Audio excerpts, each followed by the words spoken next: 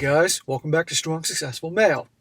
So for today, I'm going to go over an email that was sent from a subscriber. That's from a guy. He is 60 years old, and he shares his story from like 25 years ago when he was working in his own photography business and working with nude models. And in particular, he's going to discuss his experience with one of his first nude models, a gal by the name of Jessica. What a good name. Perfect name for this situation. And how by working with her, he really got to see and observe true female nature, if you will, things I talk about in this channel that he learned about back then, but the things he's learned on this channel makes him understand what things are going on behind the scenes. And his work with this particular nude model and what was going on behind the scenes with her husband is no different now as it is back then. And definitely a good lesson about, the things to talk about. So definitely listen to this one, guys. It's a good one from one of the older, not old, but older viewers of this channel. It can definitely be useful to you. But before I get into it, as I've been saying for the last couple of weeks, if you happen to be on X, formerly Twitter, come follow me. Numbers are growing every day. We're having a really good time there, building up the community. Over there, you can say what you want. No censorship like here. And it's definitely growing, and we're having a lot of fun hanging out, sending memes and news articles and videos and all this stuff. It's definitely worth your time. Check it out. The handle is SSM Channels. Okay. It says, Dear SSM, this story documents my experiences with my first nude model, Jessica, from 25 years ago. As you may guess, female nature hasn't changed. No, it hasn't changed, and it won't be any different in 25 years or 2,000 years from now if we're still here. And interesting, her name is Jessica. I'm a married 60-year-old male, and I've been watching your channels for the last few years. I find the content fascinating. Intuitively, I was aware of some of the typical female behavior, but I never knew why they acted the way they do, and I definitely couldn't verbalize and describe it. Now I can. Back in 2000, I was 36 years old, married for 14 years, and I just finished my PhD in engineering. Damn, dude. Yes, you'll give me a smack for getting married at 22, but luckily, I chose wisely and did not suffer from it at all. Yeah, smack getting married at 22. But you got lucky. I hope. In fact, I can prove that it was a positive force in my life, but that is another story. Also, it wasn't uncommon to get married that age back then. Well, after finishing my PhD, I found myself with oodles of extra time on my hands, and one day I pulled one of my photography books off my bookshelves. Reading it, my photography interest was renewed, and I pursued it with a vengeance. So I set up a dark room in a large studio in my house and began looking for female models. This is when I began to get a real fine lesson in female behavior. And what lesson is that? They love attention and validation, hence the pictures. Remember, this is in 2000. This is before Instagram or Facebook or any social media at all. The internet was only beginning, and I'd advertised for female models the old-fashioned way. I posted flyers. The flyers worked, and my first model was a 21-year-old married gal, Jessica. Jessica was very petite, very fit, and very blonde. No tattoos blemished her fine skin. She was the type of girl always going to the gym. I think she wanted to so much help with her anxiety. I offered her prints for compensation, so the only cash out of my pocket was for the film and paper. Notice he said she's married and she's 21. I don't know about you guys, but I don't think any of you'd want your wife doing nude shots and stuff like that. So clearly already you could tell what type of guy she's married to. Either he doesn't know or he's a pushover. The first time we did a photo shoot, we just shot regular clothes and such. No lingerie or nudes at all.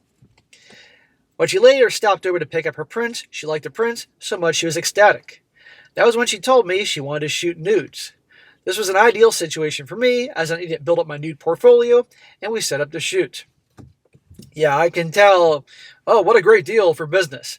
Motherfucker, you were loving it. You're like, yeah, I get to see these young little hotties butt naked in my studio. Great. And by the way, what happened to your PhD in engineering? Was this like your side gig that you were doing for fun? I'm guessing so. Here's some background information. Back then, there were a lot of simps who claimed to be photographers. We call them guys with camera. They were using photography just to get attention from pretty girls. Generally, they were considered creepy. They had zero talent whatsoever. They were easy for a good photographer to identify because their work was subpar. I knew a guy once back in the day that was a photographer, and oh yeah, he was actually very good, but he was absolute. I avoided being the guy with the camera. As a photographer, you had to be very polite and delicate if you were suggesting nudes to any model who had not done nude work before. I built up a large portfolio of my nude work so models could see my work. My work is mostly classic black and white and rarely contained a crotch shot. If they were tempted to shoot nude, my portfolio eased their worries. Most of the models were amateurs and were easily spooked if you came across creepy. Well, obviously, if they're getting freaking naked for a guy that they don't know in a studio in his basement, you can bet your ass. So they're having that whole portfolio of all the different girls taking pictures for. Now, nowadays, you can fake it, but still. They can make a horror movie out of that. The photographer that lures the girls there and then. So I always acted very professional with some detachment at all times. It's sort of like dating. Make the offer, and if they reject you, that's fine, no problem. If they accept it, say, great, I think we'll get some good shots in. Don't gush and fall all over yourself to compliment them. Exactly. Notice that's the common theme with dealing with women all the fucking time. Indifference, guys. So I shot Jessica nude multiple times for the next few months. Where's her husband during all this? I'm sure he's loving this. His wife getting butt naked for you. I learned long ago as a teenager, if you give a female too much attention, she will begin to hate you. Well, at the very least, she'll begin to lose respect for you and get bored of you and walk away. I treated photography as what it was, work. I liked having a nude model available, and I didn't want to ruin it. I was married anyways, and I liked my wife, so I had no plans to screw the models, which I didn't. Well, I'm sure there were more than a few girls that posed for you that would have gladly hooked up with you and kept it secret. So you're a good guy by not doing that. I'm sure it's tempting, man. You could have easily. And there are guys that absolutely would have taken advantage of that. And by the way, your wife must have really trusted you that you had all these young, amazingly good-looking girls there stripping for you all the time. And I'm sure she knew that they liked you. Well, I noticed right away Jessica really liked being nude for me. What'd I just say? I did give her some attention, but it was all work-related. I'd review prints in front of her, and I'd let her know if the shot was great, etc. But I never gushed about her looks, never said, "Oh, you're so beautiful," or sent for her in any way. Jessica would be at my house for 3+ hours at a time. Jessica would drop her pants as soon as she got there and wouldn't put on a stitch of clothing until she left. Yeah, she's very comfortable with you. She wouldn't even wear a robe during breaks. She definitely craved male attention, but I gave it sparingly as we worked. Well, number one, this is business, so you don't do anything to jeopardize business. And number two, yeah, you want them always craving attention, gentlemen. That's why you give it sparingly. You're indifferent. You don't care. You can take them or leave them. And let's be honest here. Most guys will understand this. Once you see a pair of nice tits, you pretty much have seen them all. Small boobs, medium size, big, and giant ones. This guy attached a couple pictures of Jessica, black and white, that he took, because he's obviously keeping these things. And she's good looking. She has a nice little petite body. But again, once you see a pair of tits, you see them all. I prefer giant tits, quite frankly, but still, this girl's good looking. I know I'm not going to show you guys, but no matter how much you ask me in the comment section.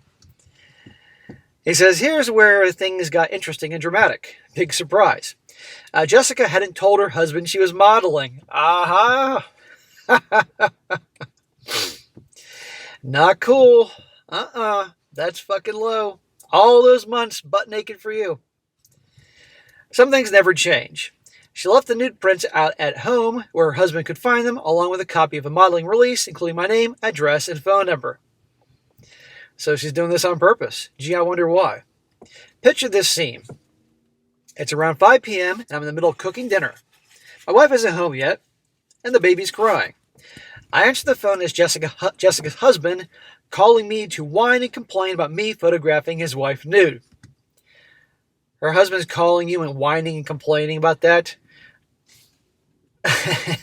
Yeah, clearly he's a mangina. I don't blame him for being pissed, don't get me wrong, but it's not your fault. She's the one, but he's too much of a pussy to stand up to her, so he's got to go contact you, and he acts like a bitch about it.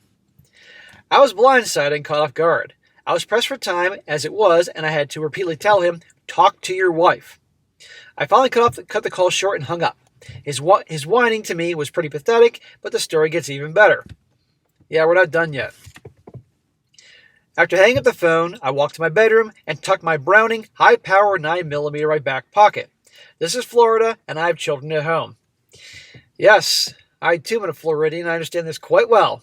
I was at the rifle range the other weekend with my buddy, shooting an AR-15 and a .45. Yeah, that's how they roll down here. It's pretty fun. I'm not obligated to sacrifice their safety or mine. Then I called Jessica. I told her about the call from her husband and told her under no uncertain terms to warn her husband not to show up at my door because it will not go well for him if he does. You're darn right.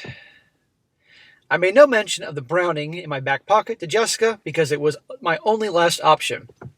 Speaking to her, I was very adamant about her husband not showing up at my door. Jessica apologized and said she would take care of it.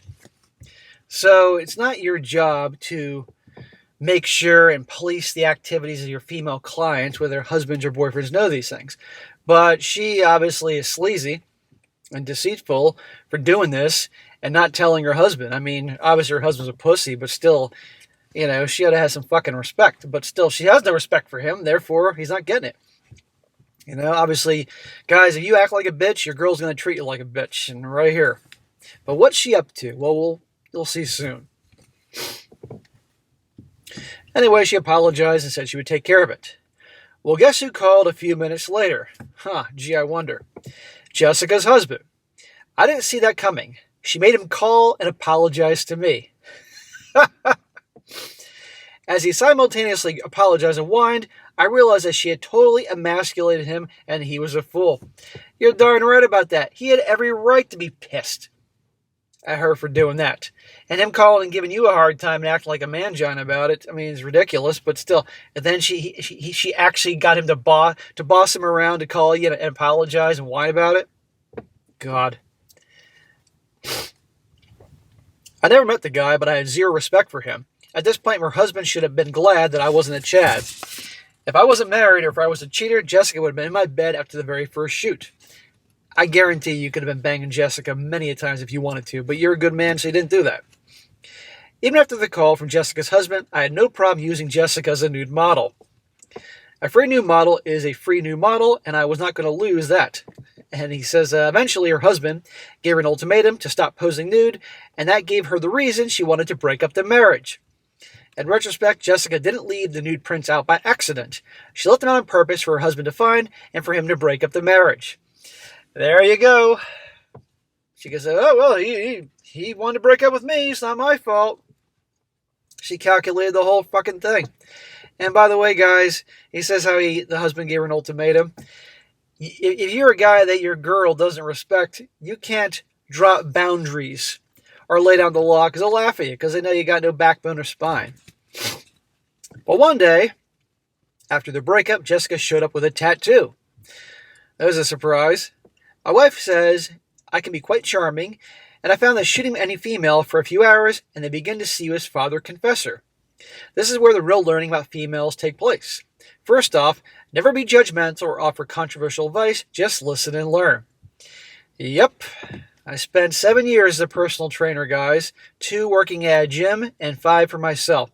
80% of my clients were women because women simply want to have the guidance and all that, while guys want to do their own thing. And let me tell you, they talk to you like you're the fucking shrink. And I know I had some female clients that definitely enjoyed working with me, if you will. But not once did I ever fuck that up. Particularly with ones that were boyfriends, husbands, whatever. No way. Why? Number one, I have a fucking code. I have some integrity. And 2, why jeopardize your business? But anyhow, I get it, man.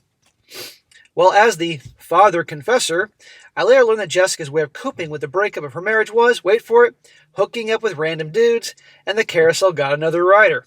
There you go. When guys go through hard times, it's always best that they know to work on themselves in some capacity. Women dealing with hard times or breakups or problems, they start riding the carousel. Many other new models follow Jessica and have a lot of stories, but most of those stories are nowhere near as lengthy as this one. Looking back at this short story almost 25 years later with a critical eye, I see the following themes play out with Jessica.